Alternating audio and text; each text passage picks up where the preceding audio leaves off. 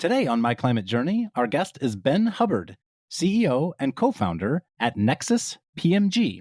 And our topic is project finance for sustainable infrastructure. Nexus PMG is an infrastructure advisory and project development organization dedicated to reducing carbon intensity and enhancing resource efficiency. Ben co-founded Nexus PMG in 2013 after multiple years working on complex metal refining facilities in locations including Mongolia and Saudi Arabia. We cover how Nexus PMG got started, what key risks the firm explores when assessing a project for development capital, Ben's advice for infrastructure-heavy startups as they scale, and how he sees the next 5 years of infrastructure deployment playing out. And we cover a whole lot in between, including the criticality of feedstocks, the role of insurance, opportunities for private equity, and first-of-a-kind project finance. But before we start, I'm Cody Sims. I'm Yin Lu. And I'm Jason Jacobs. And welcome to My Climate Journey. This show is a growing body of knowledge focused on climate change and potential solutions. In this podcast, we traverse disciplines, industries, and opinions to better understand and make sense of the formidable problem of climate change and all the ways people like you and I can help. Ben, welcome to the show. Hey, thanks for having me, Cody. Ben, so I was doing a little homework here, looking at your background, and boy, it looks like before you started Nexus PMG, you lived in some really different places all around the world, working on various types of energy projects and whatnot. And so I would love to start this conversation with you, maybe charting a little bit of your background and how that led you to build the company that you're now running. Yeah, certainly. I graduated college in 2007, which was, for those that are younger, might not recall what 2007 was like, but that was the great recession, if you will. It was a joyful time to graduate college and try to get a job. Interestingly enough, in engineering and construction, the vast majority of the growth was in mining and metals. A lot of precious metals prices rose in 2007 and 8 because of the recession that occurred. And so a lot of the boom in my world was in gold, copper, silver, things of that nature. And most of those facilities are built in rare deserts around the world. Right, wrong, or indifferent, I agreed with my boss to jump on a plane and move over to Mongolia, where they were building a $6 billion gold and copper extraction facility out in the South Gobi Desert. So I had the privilege and joy of living out in minus 50 degree weather in a yurt with a person who didn't speak any English. So that was fun just in and of itself, trying to figure out how to communicate with my roommate. What is a yurt? A yurt's like a glorified tent. Like a yurt, but with a G. Same exact thing, just pronounced like someone from Texas. Oh, got it. Okay. All right, there we go. So lived out there. When you live out in the middle of nowhere for hardship assignments that most people aren't willing to go do, you can rise up the ranks pretty fast. There's just not a lot of people willing to take these hardship assignments. And I moved into a pretty senior role on that project, even at a young age, and was fortunate to gain some pretty great experience. And thereafter got offered a job to jump to Saudi Arabia to go work on a $10 billion aluminum bauxite refinery, where I would hold an even more senior position at still a fairly young age. So I spent 3.5 years in the deserts of Saudi Arabia. I like to say to my father that I went from the winter of Mongolia to the summer of Saudi Arabia. I don't think there's many places on planet Earth where you could have two more extreme climates in 1 year. Held a really great role there and became a project manager level position overseeing this very complex project. And what was great about that position is my partners that now run Nexus with me, we had a lot of exposure to the investors of that project, and we were responsible, along with some of the senior stakeholders, of presenting the status of that project every month to some of the big players, and that really empowered us to gain this confidence to start Nexus. All right, so before we go there, I do have to ask, just my curiosity meter is going off. It sounds like these were not specifically the mines that were in these locations. It was the processing facilities or whatnot. Why are gold and copper facilities or aluminum facilities based in remote deserts in the first place? Yeah, it just turns out that from a geology perspective, the vast majority of rare earth minerals and things of that nature are located in deserts. And so to be able to extract them from an economically viable perspective, you have to obviously build the infrastructure where the deposits are. Most of the big deserts in the world are fortunate to house these types of rare earth minerals. So it is the actual mines that are in those locations. It's not just the processing. You go deep into the earth and you drill and you build these concentrators and these large extraction facilities. But yeah, that's where the actual minerals stand. So you had insight then into how these large mining natural resource facilities are operating, and that led you to have an entrepreneurial aha moment. I think that's where we left off. I'm sitting in the desert of Saudi Arabia. I'm 27 years old at this time. I feel like I've got some pretty great experience. I would say the most applicable experience that gave me confidence to say jump into the entrepreneurial boat was dealing with all the banks and large investors that were involved in that project and realizing that we had gained a lot of experience on how to communicate risk of something of this magnitude to investors. There's a whole niche world in due diligence and advisory services that are designed to help investors get confident in making their investments. I say 40% ignorant to what it takes to build an advisory firm and be an entrepreneur, 40% purely wanting to get out of the Middle East and the Mongolian deserts just to go back because I've been away from my family and friends for so long. And then 20% just an inherent natural entrepreneurial drive that exists within me. My father was an entrepreneur, my great-grandfather, my grandfather, so on. So you take all that, me and my partners got together and said, you know what? Let's go take a stab at it. We were also fortunate to make good income over there. You don't have a lot of expenses when you live out in the desert. So you put all those things together and we jumped ship and started Nexus PMG back in 2013. Of the 40%, that was to some extent sheer entrepreneurial energy and maybe a little bit of entrepreneurial naivete, which every entrepreneur has to have in order to do something as crazy as starting your own thing. How much of what you perceived to be unique insight about risk management and how project finance works and where there were new avenues or pathways to do it turned out to be accurate? In other words, do you feel like Nexus PMG brought something to the space that wasn't there in terms of the way these things were always done in the past? Great question. So I'm going to give you both sides of the coin. On the head side, the positive side, what we had figured out, and I think what was partially by our personality types as a partnership, was that investors were craving just unbelievably transparent information. Unfortunately, and what we've learned over the years is there are so many advisory firms that are very talented, very knowledgeable, but they hesitate a little bit to give very almost near blunt feedback to the investor base for various reasons. And it could be because they're hesitant to blow up a deal that investor has been working on for so long. It could be because they don't feel confident that they're not going to get sued. It can be a million reasons why people don't give it really clear-cut information. And I'd say the other side of the coin, though, was trying to be a consultant and advisor when you're 28 years old. I'll tell you a quick funny story. Our first pitch is an example. I'm sitting in Baton Rouge, Louisiana. The CEO of this firm is a real 65 years old, has been through it all, seen everything. Louisiana,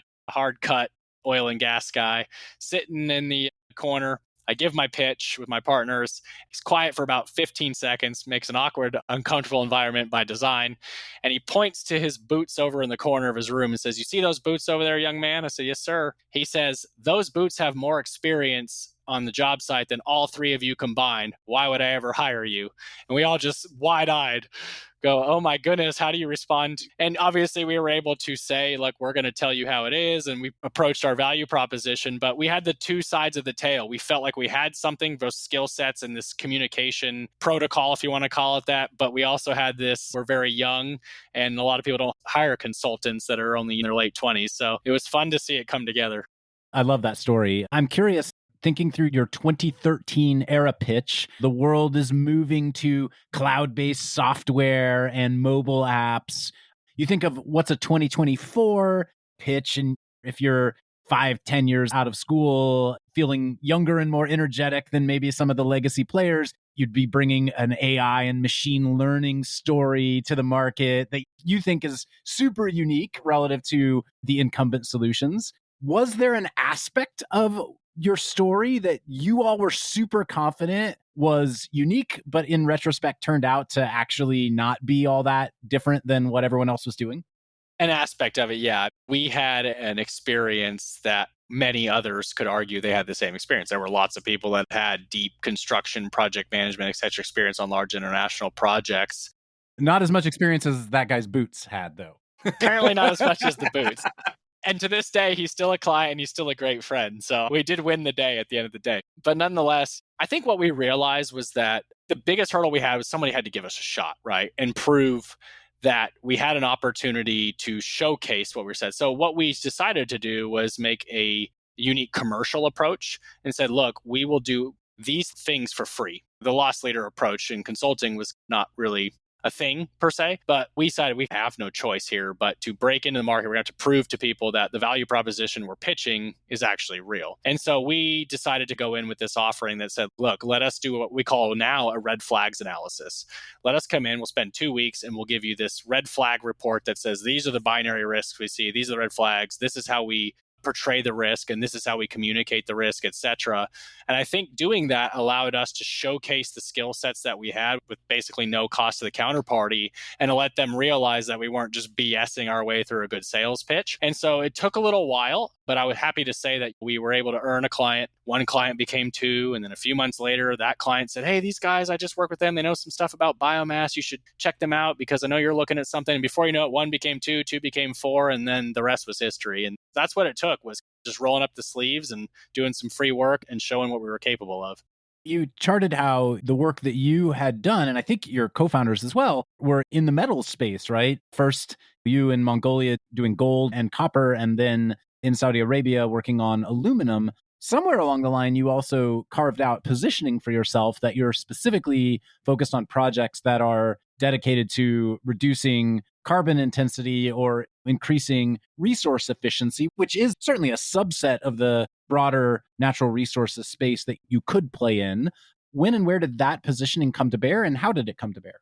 From 2013 to 2016, generally, we were doing combined cycle power plants. We were doing mining and metals projects. We were out in Australia looking at garnet mines for Riverstone. We were doing all these projects that were in our core competency. And then I would say toward 2016, we kept getting just one-off inbounds from some of our clients. And have you ever heard of this thing where people convert manure into natural gas? Have you ever seen this thing where people take biomass and make a pellet and sell it to power plants? But what we started seeing was over the course of those 12 months in 2016, it was 1 out of every 10 deals we were seeing was that to 2, to 3, to 4 out of every 10. And we're saying, well, there's a trend here where these funky asset classes are starting to become across our desk a little bit more often than we would have expected. We made a conscious decision in late 2016, early 2017. That was a combination of we felt like it was great for the partnership that we had at the time, for our personal values and for partners' children, and just thinking about what motivates us, coupled with the business opportunity we saw, which is this is 2 out of 10 and 3 out of 10. It's going to be 10 out of 10 in the next 5 to 10 years. It's very clear where things are headed. And so we rebranded the company in late 2016, early 2017. New logo. We worked with a creative consultant, and we basically converted our business into 100% low carbon infra focused. And we have transitioned away and abandoned all things fossil fuel related, which was a huge thing for a young consulting company to do, is abandon the one thing they knew into something that was, but it was, I'll say, a gamble we were very well educated to take, and it paid off quite well for us.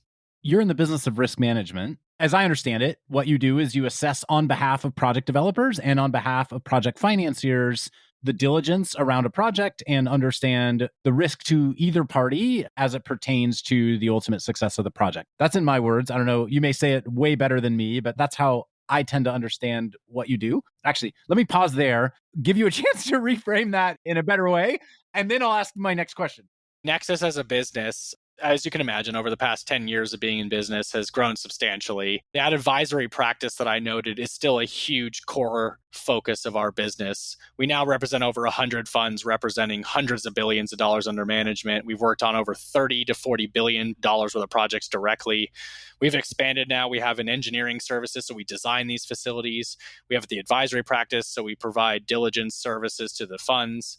We have a operational turnaround, so we help the tax-exempt muni markets, et cetera, fix broken assets. So we've really expanded the services company tremendously, and I'm sure we'll talk about this shortly, but we also raised capital to essentially launch our own development platforms. We're investing in businesses. So the umbrella of the Nexus holding company is now pretty substantial with all these different aspects of it.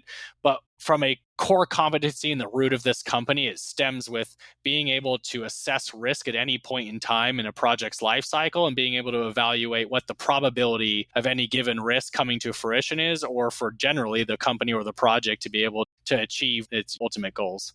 Great. So from that sort of core competency of risk management, you mentioned you were starting to see in around 2016, 2017, these new types of projects come across your desk, whether that was manure to energy or something in the biomass to energy space. At what point, just because you see a lot of projects doesn't mean they're not risky, doesn't mean they're good projects. At what point did it become clear to you that there was a new category of things, or maybe a few new categories of things, and that they were viable, that the technology itself had hit a maturation point to obviously give you the confidence that you wanted to focus the business wholly in this area? Yeah, I'd say it was within a 24 to 36 month period from 2017 through 2020. We were seeing tremendous amount of capital be deployed into these asset classes, from biomass power generation to wood pellet production to anaerobic digestion to renewable natural gas, biofuels markets. SAF was starting to become a buzzword. The early days of hydrogen was starting to become a buzzword. All these things were starting to pour in. Cody, this is hilarious, but my very first email foray into this space was an email from a colleague of mine at Apollo that just said cow poop ? Cow poop became a big part of Nexus's future, as funny as that sounds. And it just evolved so quickly. And then we can talk about this, but the COVID timeline and thereafter only accelerated these things with the ultimate ESG movement as a global endeavor. But I think what's happened in general was you had a converging influence of the predominant areas where people were focusing was wind and solar and batteries and things of that nature. But those returns by design, because of subsidies, were starting to come down. Those were 10 to 15% unlevered IRR projects for a long time, and then were slowly becoming 4 to 8%. And you had a lot of general partners raising capital in these new funds that still needed mid-teen percentage return projects. And those core infra asset classes no longer offered that anymore. And so they started looking to alternatives. Why were the IRRs on wind and solar coming down? Because what you had was a very strong subsidy regime with PTC and ITC tax credits and all this for a long time that was driving down the cost to build these plants. The cost per megawatt installed of a solar plant was rapidly declining on a hill. And so because CapEx was going down, you now had less capital that had to go in. Power prices were going down, power purchase agreements rates were coming down, competition was emerging. And so you just had a lower cost of capital world. Pension funds were now starting to fund these things at lower cost of capital because they were long-term contracts.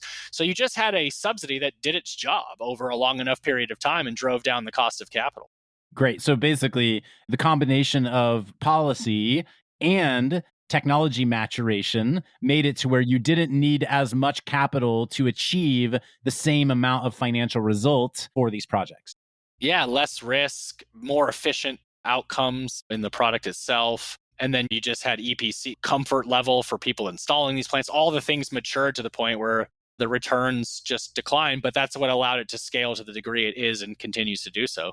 What I'm hearing you say is you work in the area of sustainable project infrastructure finance, and that risk management is a huge part of what you do.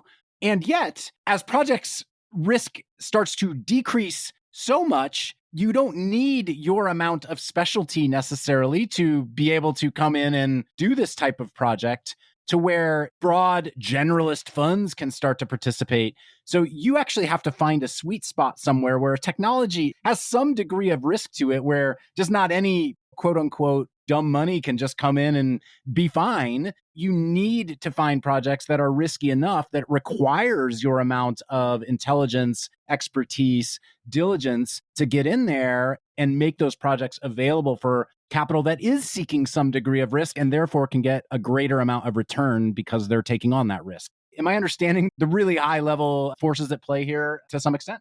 Yeah, spot on. I mean, as said differently, we like the hard stuff. We like process, infrastructure, difficult. And I would argue that the technology is usually actually not the gateway as much as it is portrayed in the media and as much as people think it is. It's actually the feedstocks. It's what you're processing through that technology that's usually the challenge. So where we see that most of the projects are either successful or unsuccessful in our asset classes is the folks who understand how to take food waste, manure, wood waste, DDGs, ethanol, spent grains, all these things that are waste streams, learning how to sort, separate, process, and prepare those items for going through the various different technologies like gasification and pyrolysis and organic anaerobic digestion, all these different things that exist, is the gateway to success.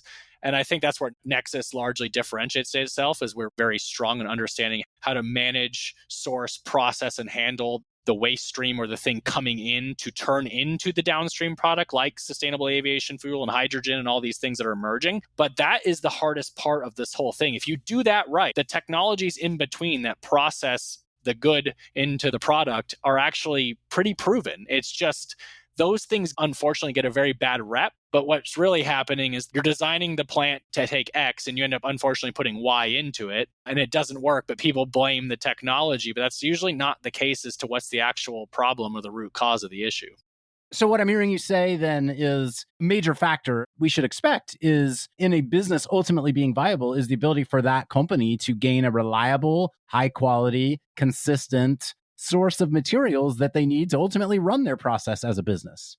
If you really think about it, what you're describing is mimicking a fossil fuel, a very, very consistent, reliable, day in, day out source of X to generate Y, right? Over the last 50 plus years, we've been attuned to taking natural gas, taking coal, taking a mineral that is the same more or less day in and day out coming in from a ship or a pipeline or whatever it may be and processing that into something. Now you have this massive shift into things where every day you could be getting something different. You get a black bag of trash and it has banana peels and XYZ in it one day and something the next. You get wood waste. One day it's 60% moisture. The next day it's 30% moisture and it's construction waste and it has nails in it. So developers and businesses alike are now being forced to figure out how to take this next revolution, what I like to call the next gold rush, which is the waste rush, which is super valuable, but it comes with a massive headache, which is you can't just take it and process it like you've been doing for the last 50 plus years with fossil fuels. Now you have to add in this whole incremental front end part of a plant,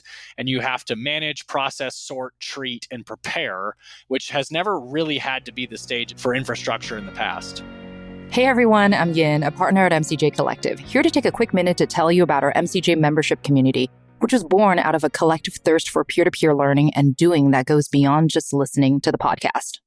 We started in 2019 and have grown to thousands of members globally. Each week, we're inspired by people who join with different backgrounds and points of view. What we all share is a deep curiosity to learn and a bias to action around ways to accelerate solutions to climate change. Some awesome initiatives have come out of the community. A number of founding teams have met, several nonprofits have been established, and a bunch of hiring has been done. Many early-stage investments have been made, as well as ongoing events and programming, like monthly Women in Climate meetups, idea jam sessions for early-stage founders, climate book club, art workshops, and more. Whether you've been in the climate space for a while or just embarking on your journey, having a community to support you is important.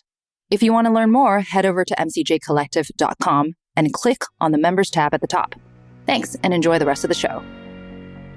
In the traditional energy space, those have broken out as separately run and operated businesses. The things that do each of those are not all owned by the same company. You even yourself said, hey, I worked out in the desert in these processing facilities, which may or may not have been owned by the same company that were doing the mining themselves, right? I don't know in your case if they were. Are you starting to see pick your favorite space you want to talk about, whether it's biomass to energy or whether it's cow manure to energy, are you starting to see companies specialize in certain parts of the supply chain there? I guess the best way to describe what I'll call just the waste to value sector, which is transforming all these waste streams and things into valuable products, is very fragmented.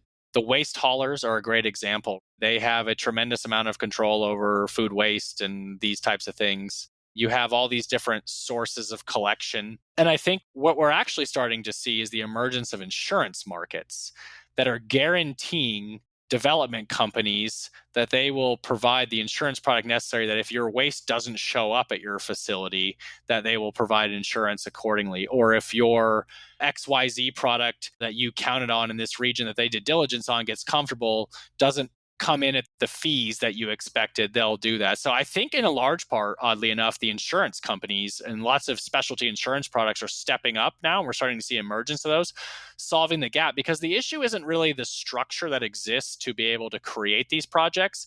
It's the underwriting necessary from the funds not getting comfortable that if you build it, they will come. They don't feel comfortable with that, putting hundreds of millions at risk. But the insurance companies are well designed to be able to help mitigate that risk. Now, on the power side, when it comes to traditional clean energy, like solar, for example, ensuring the power purchase agreements and ensuring essentially the offtake of that power, that's been around for a long time. As long as this relatively new industry that we all see emerging in front of us has been growing, I'm starting to hear of insurance on the offtake side of some of these alternative renewable energies, whether it's biomass or whatnot, or the credit side of it, for example. But I haven't heard of it on the feedstock side, which is super interesting. Is this a unique crop of insurance player who is showing up there?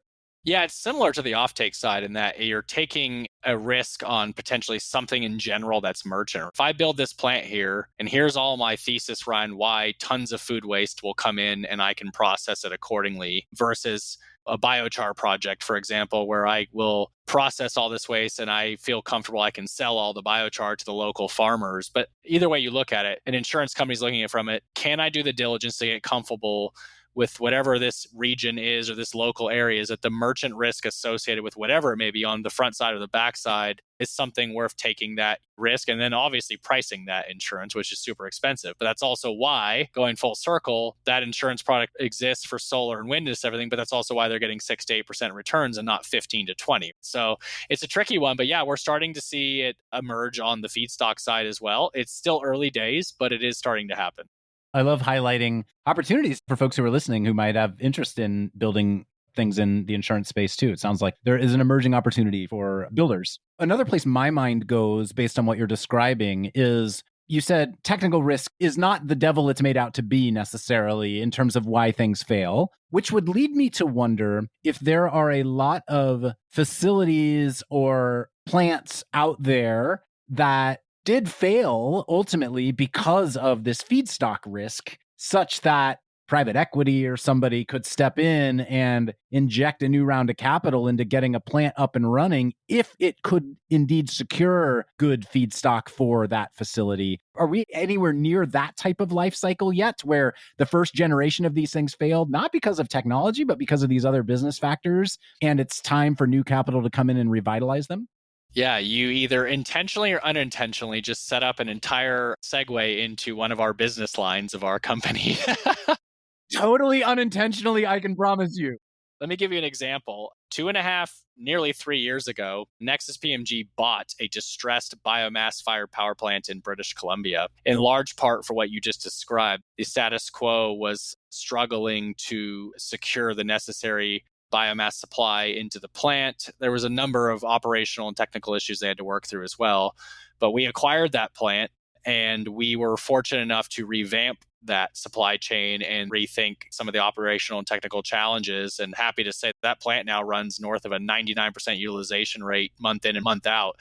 And as a part of that, we decided to raise pretty substantial capital, which is a large part about that capital we just raised about 10 months ago, to actually pursue what we believe is a very prominent distressed asset acquisition strategy around what you just described. Now, sometimes it's a combination of operationally and technically distressed with feedstock risk. We're uniquely adept to unwinding that risk and restructuring it based on what we've just been talking about, our unique focus on risk. There is 100% an appetite for that. Now, the funds aren't well suited to take that risk because they could buy the plant, but they need somebody to go in and fix it. So we are usually either a service provider to them to go do that, or better suited, we are the ones that co-invest alongside and go do it ourselves. And so that is a big part of our growth strategy as a company.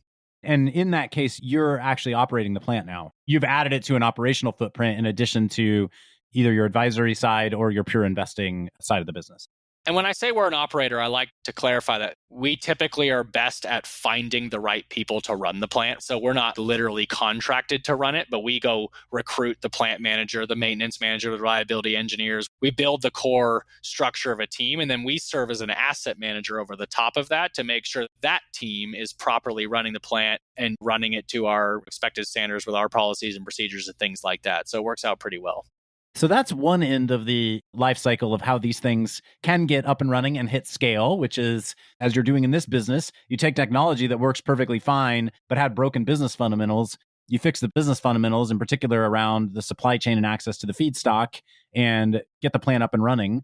If you look at the other end of that, where there is technology risk and getting a first of a kind facility going and supporting a project for the first time, what are you seeing happen there? I work with early stage startups for the most part who have still technology risk, and getting that initial infrastructure finance to get their first plant up and running for many of them is quite a challenge.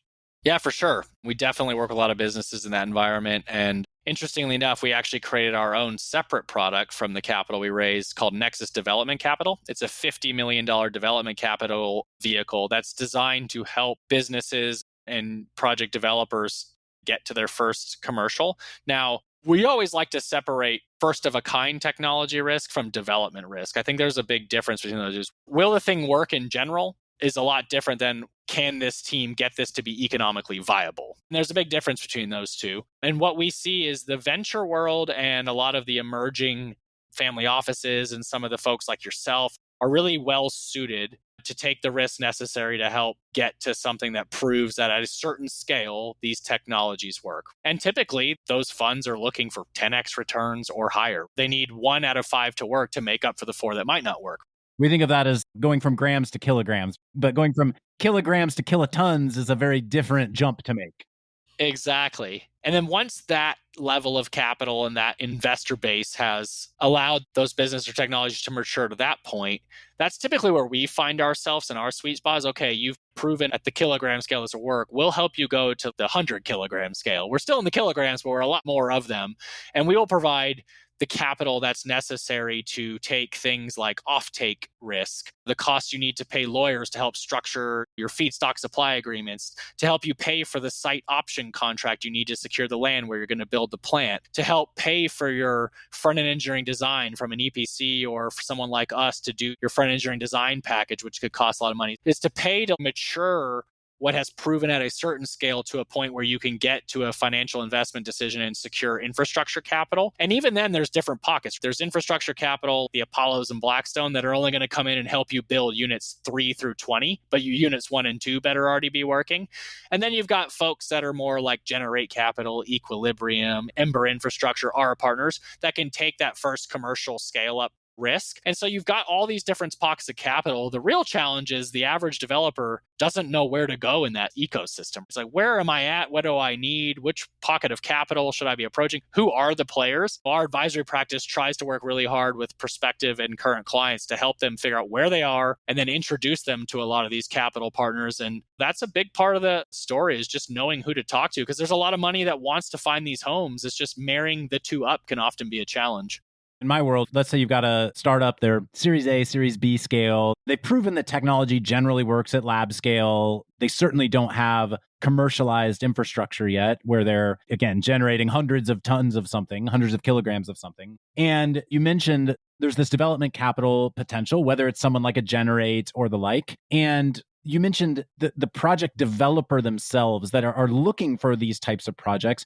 What is that persona? What is a project developer? Is this a construction firm, essentially? Is this a financial organization? Explain how this works and who these actors are.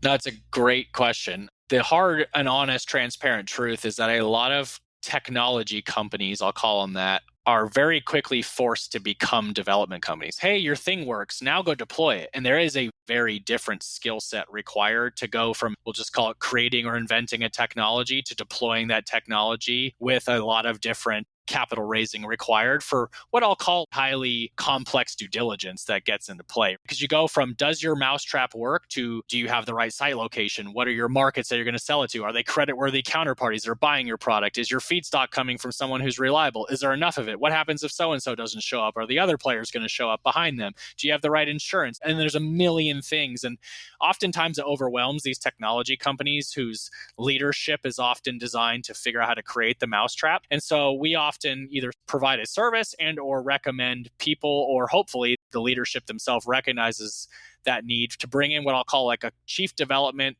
officer or a commercial development team. It's people who really understand how to reverse engineer the underwriting process for hundreds of millions of dollars that need to come in.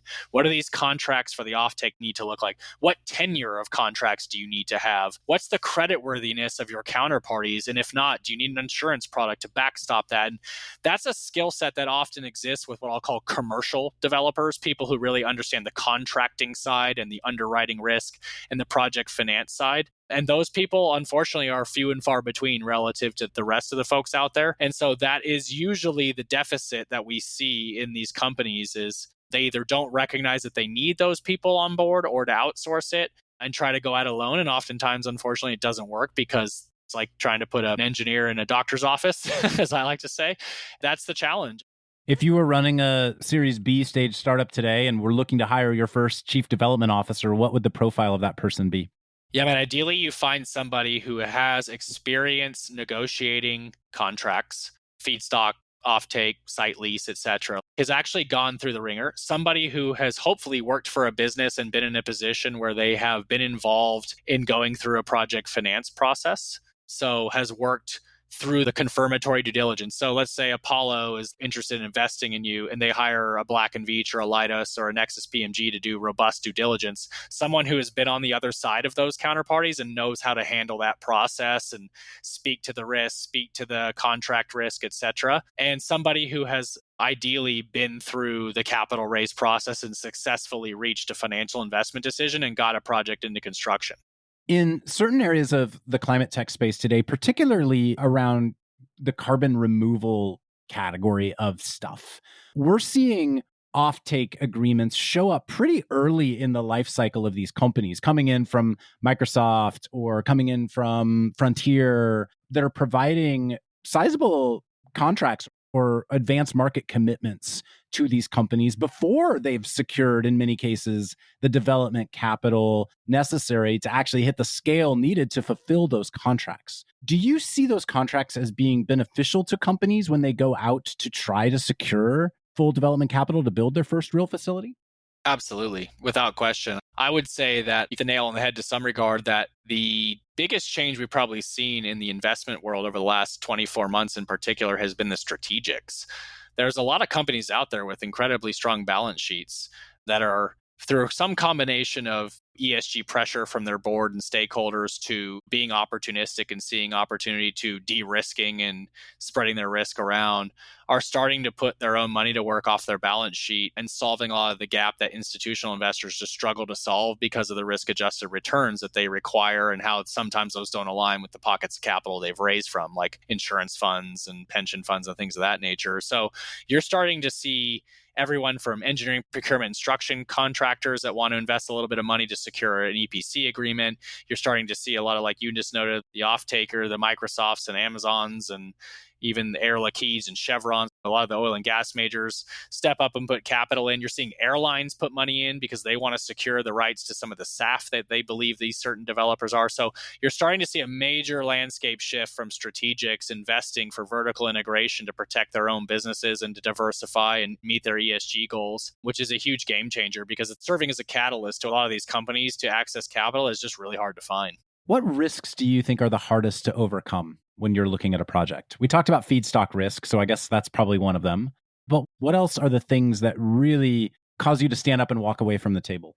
Team. I am personally, as Ben Hubbard, not as anything other than that, am a huge advocate of diligencing the team itself. I think you can look at any industry, any business, any vertical, any asset, doesn't matter. It requires people to do the work. I think a lot of the underappreciated, undervalued component of due diligence is evaluating people. And I think that's inherently very difficult to do because it can be very instinctive. It can be very much driven by what questions you ask. It's not as easy as saying, does 1 + 1 = 2? Does this technology have a heat rate that does the science behind it? It's people, it's human nature, it's human behavior, it's psychology. And I believe that the successes we've had in various investments we've made and even internally to business lines we have has been because we made a lot of effort to find the right people to do the right things.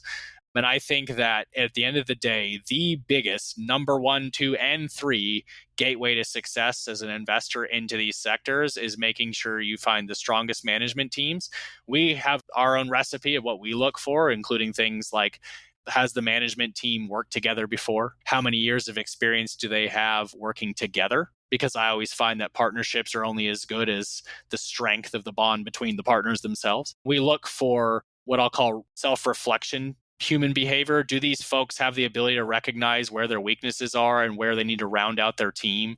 One of the first things I always ask is, what risks do you have? If somebody says, this isn't very risky at all, see you later. Because everything's risky in some regard. It's just a matter of what is the risk and what's the probability of that risk occurring. So I like to find leadership teams that immediately come out and say, these are the risks, but we've mitigated them in this way and we truly understand them. Because trying to hide or pretend like risks don't exist just shows that you don't have command over your endeavor. So the combination of all those things, but at the end of the day, it all comes back rooted in the people and the team you're investing in, to me, is number 1, number 2, and number 3 at the top of the list. That's not what I expected you to say. And it's so fascinating because, again, in early stage venture capital, I would venture to say it's quite similar. Maybe some slightly different qualities that one would look for in team.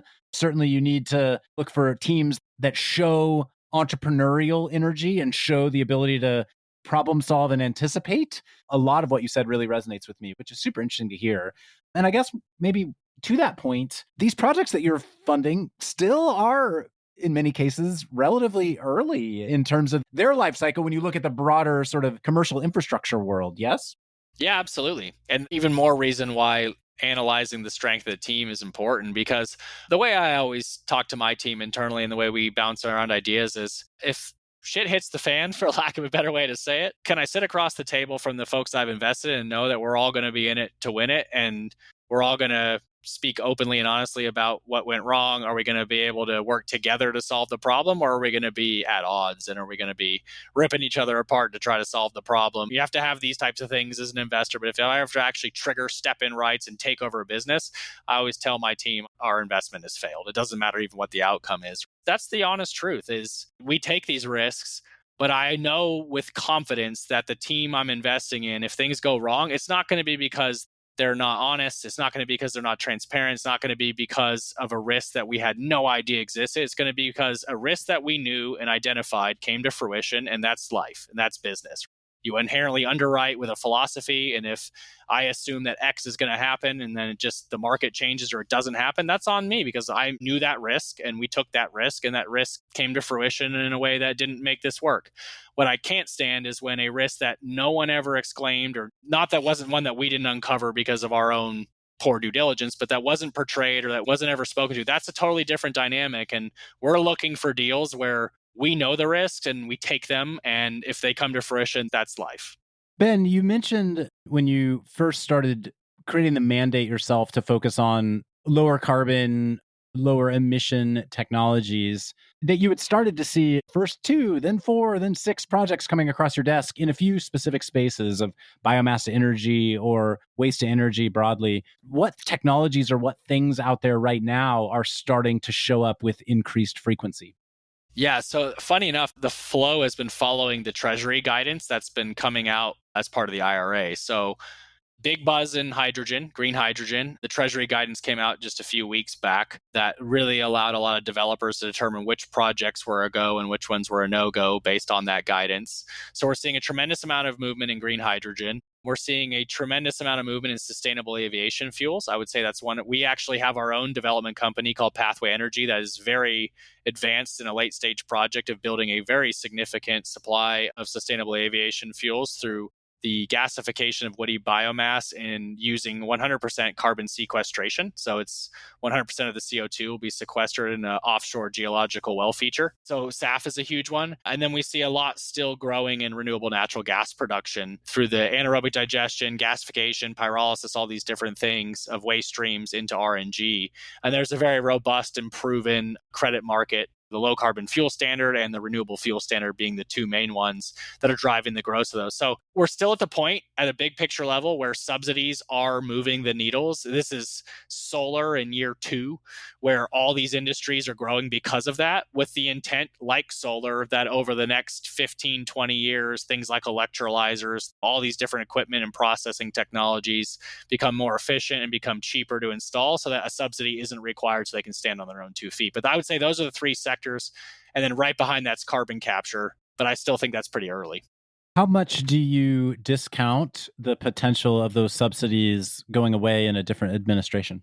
Great question, and one that I spend a lot of time on and talk to a lot of law firms and a lot of lobbyists trying to understand. It's a tough one, Cody, because you have to take a view. And if you don't, you just paralyze yourself and you don't do anything. And that's almost worse than making the wrong call sometimes. We, as Nexus, believe that most of the sectors that are growing, the subsidies supporting them are probably going to stick around, in large part because I don't want to get deep into politics by any stretch, but the voter bases that are very core to both groups drive a lot of these, like farmers in the Midwest and things rely on the ethanol industry, which relies on the RFS. So I think a lot of the subsidies that are deeply rooted in the heart of people like farmers, a lot of waste suppliers, people at the core of the voter base is neutral, I guess is the best way to say it. So I think it's probably a little bit specific to each subsidy, but generally we're pretty bullish that they're here to stay.